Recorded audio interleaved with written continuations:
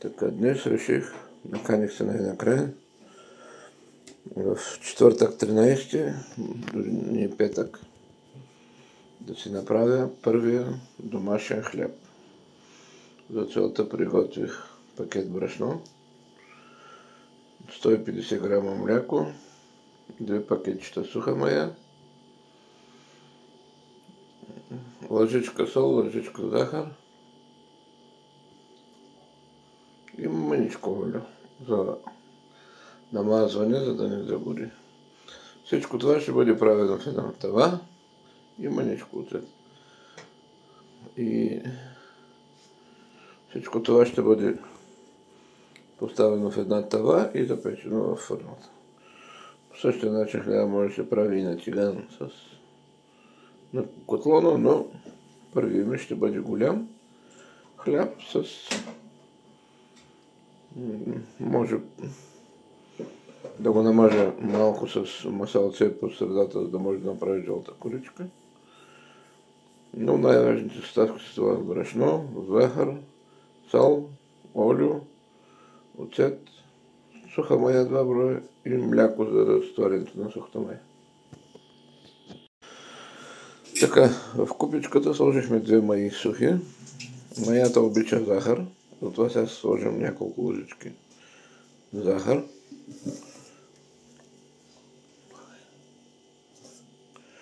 И стопленото прясно мляко. Малко брашенце, за да се умеси с всичко. И топлото кисело мляко. Прясно мляко.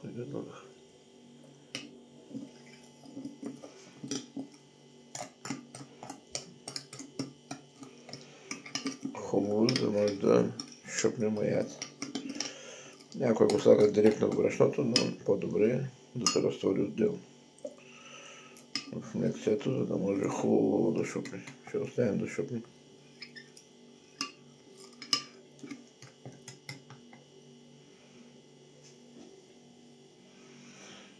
Така основните ни продукти: захар, брашно и мая.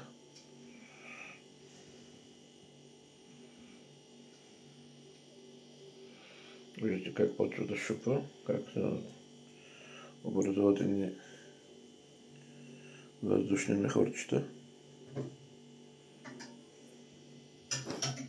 Остатък от млякото, това, което остане, го слагаме в брашното, а самата купичка с маята я завиваме с нещо на топличко и оставяме да може да бъбне, да порасне маята с млякото.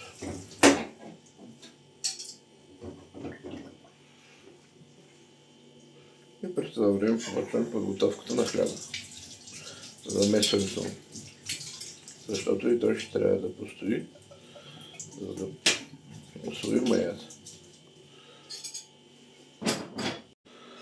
Ето тук виждате вече, когато е готова в тасала маята, колко хубаво е шупнала нагоре.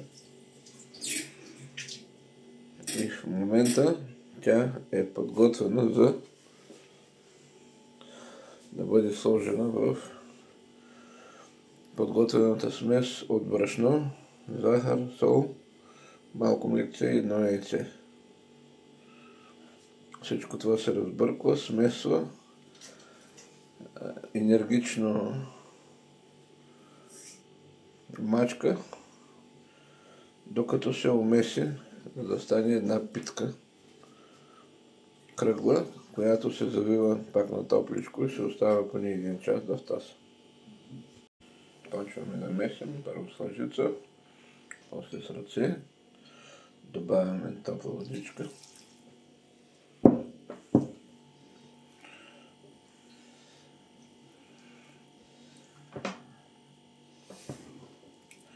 Хубаво месим.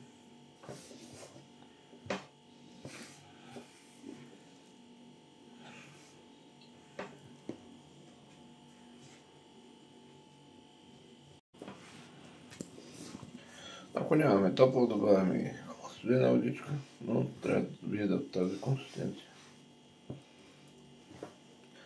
Трябва да се обери всичкото брашно от съда, да полетне в тестото, което тесто по-късно ще оставим също да озрее.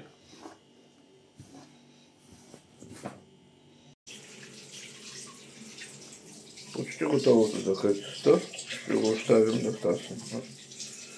Още малко ще се доумеси и ще се остави в опата за втасване. Залито с найлонче, за да е топло.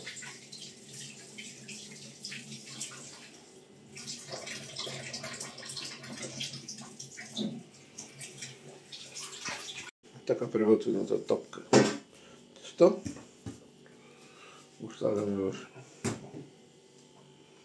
тавичката, намазана с олио, поръсена с брашънце. Ако слагате хартия за печене за по-лесно. Нищо. Но и така става. Поставена по средата.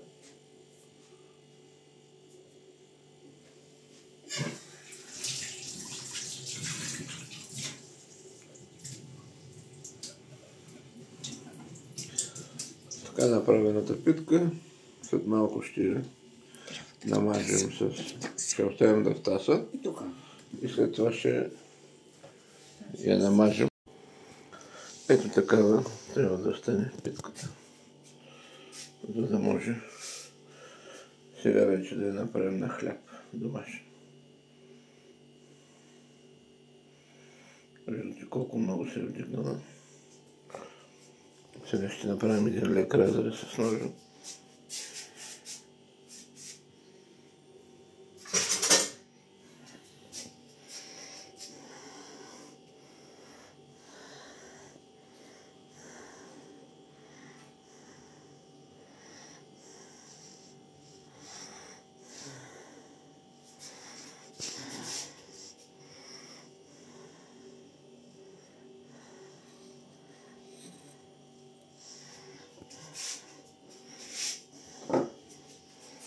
Започваме да мажем съседите.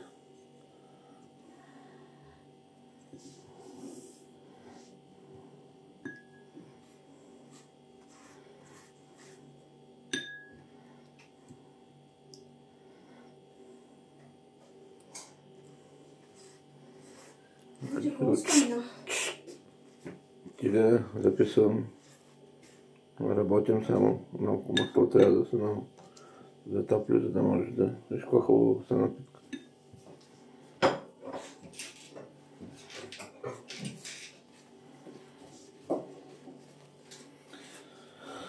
Дядо Мраз. Тази питка е стил Дядо Мраз.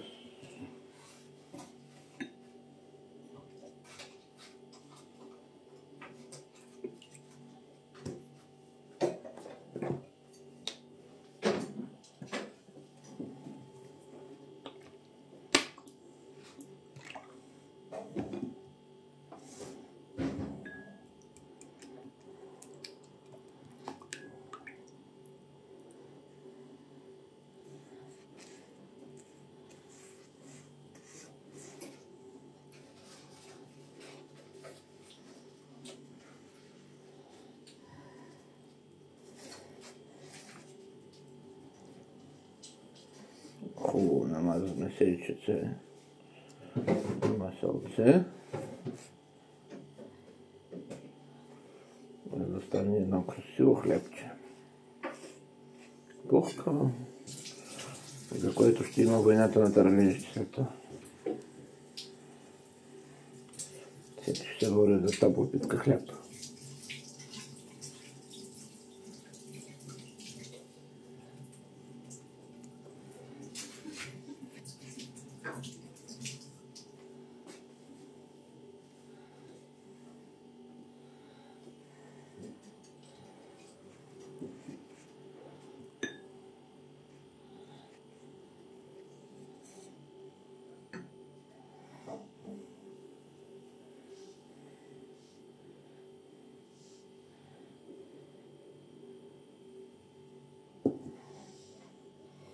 Което остана за накрая за следващия път. Сега слагаме да се опече до красиво почервеняване. Намазана прекрасно с масълце и с сусамче и с яйце. Слагаме прекрасната питка да се пече. След около 15 на 20 минути питката изглежда така, но още веднъж е намазана отгоре с останалото масло.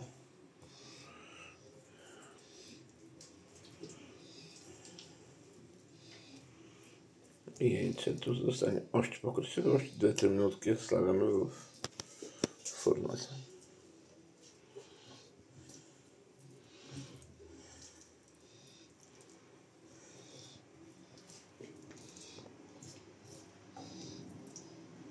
Най-красивия хляб с сусам.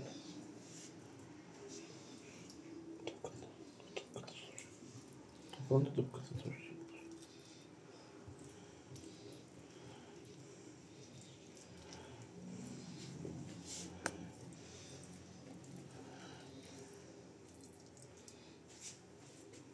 Сълцето се стича, за да я направим още по-шиковно нашето хлебче. Вместо да дадете по 2 лева за хляб, правите си такъв хляб и не бука, яще хубавата храна, а не буклуци на магазините. Така стъчковите също магазините. Гответе си вкъщи.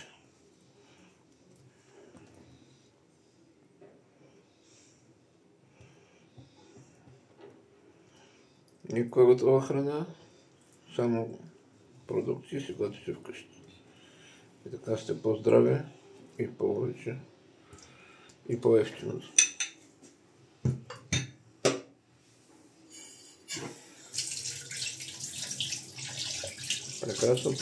Прекрасният първи хляб Ярослав.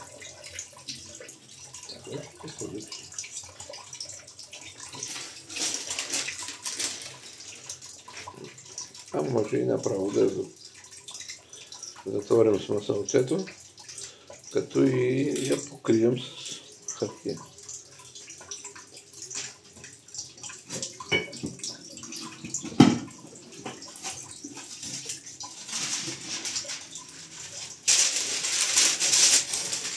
За да поеме топличко масълцето.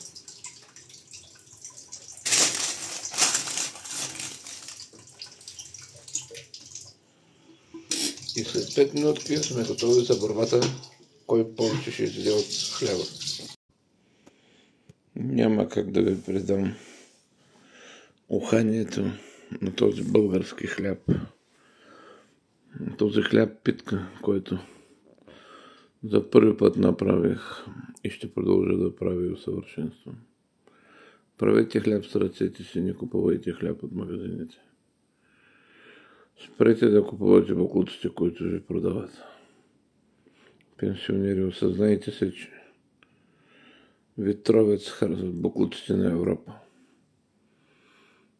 Мръщат се против Русия, но в Русия има уважение, има ред, има достоинство.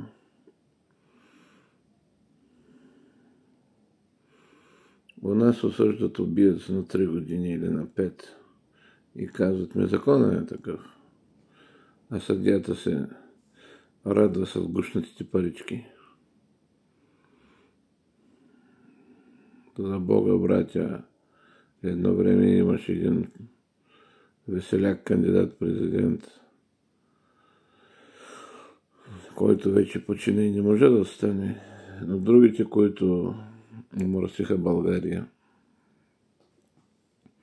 ви карат да живеете в тези бедни старини, за да могат да богатеят и мрат в богатството си, без да имат жалост, да не тровят с храни скъпи. Румъния от 2024 година, юни месец, мина по задължителната разпоредба на Европейския съюз за минимална работна заплата от 800 евро в целия Европейски съюз. Но при нас се мълчат, защото им е изгодно. Изгодно е да крадат труда ни, за да печелят те. Един хилав някакъв работодател, постоянен манекен на телевизиите излиза и вика: работите малко, плащаме ви много, ама няма да се намери един да го хвани и да го накара да живее той с 1100 или 200 лева работна заплата или с 600-700 лева пенсия. Затова не гласувайте за никого от тези стари мошенници. Търсете новото, но чистото, вие ще го разберете. Вие ще разберете кой е човекът, на който трябва да се доверите.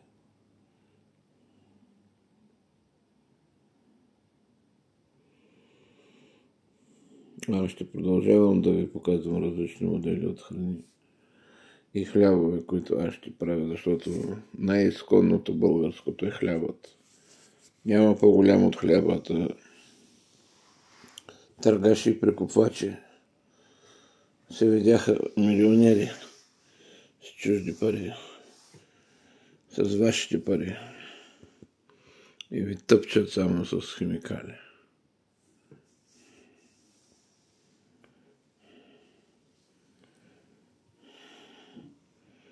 Най-пухкавия хляб.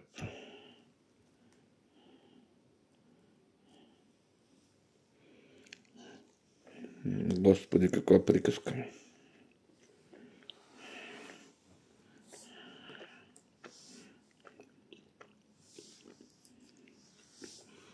Не мога да ви предам вкуса, мекотата, очарованието.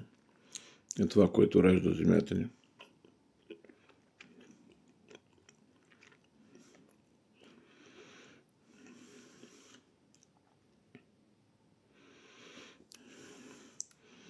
Тази питка се е наричана с моето име. Хляб, питка Ярослав. Защото е първата в живота ми. Но не е последна.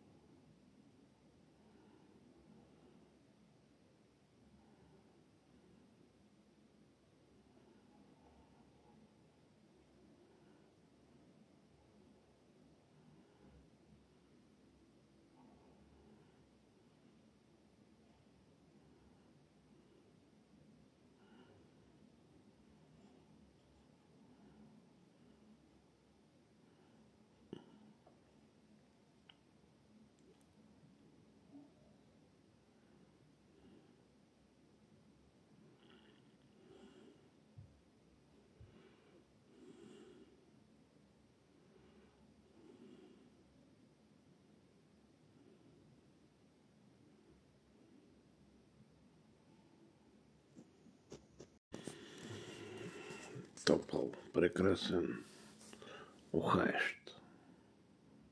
Първия ми хляб, Ярослав.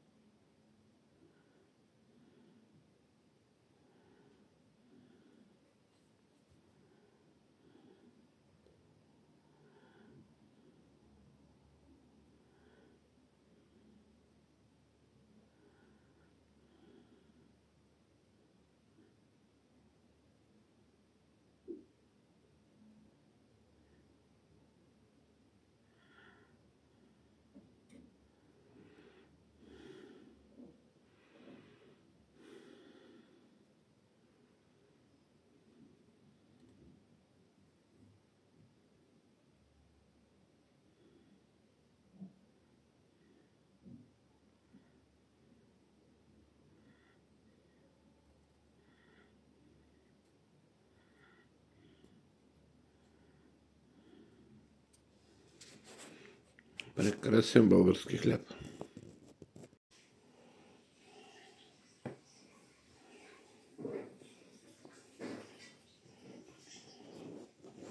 Прелест. И това се каза хляб.